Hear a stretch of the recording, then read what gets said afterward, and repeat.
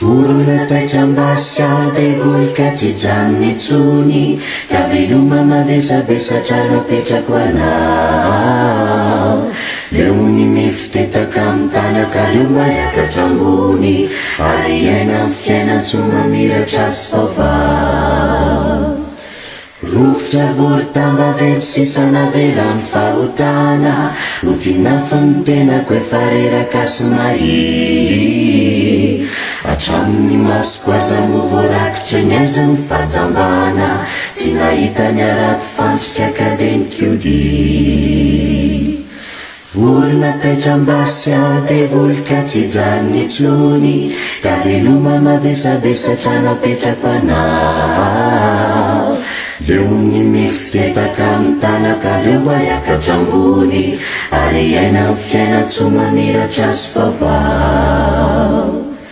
Rofotra vory-tamba velo sisa navela ny fahotana, ho tinafa ny tenako efa reraka sy mahi.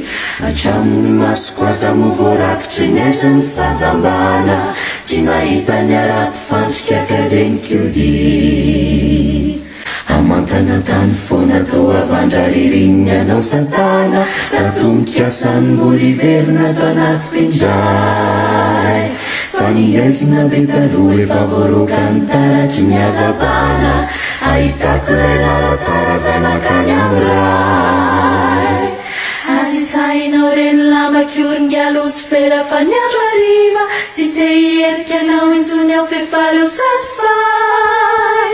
Nefinjany fare manalo sy mikalo anohan'ny feonantsiva, niantsoantsy sy mbola tara rehetra ody amizay. Tsenao amin'indra fonao arazoko tsy sofa efa tonga saina, atoloro ny tananao raiso favizana re.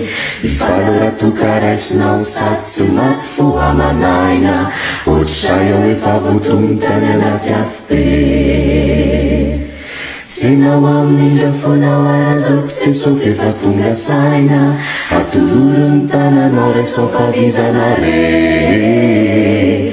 Ifalo ratoka raisinao sady tsy maty fo amanaina, ohatr'izay ao efa voton'ny tany anaty afo be.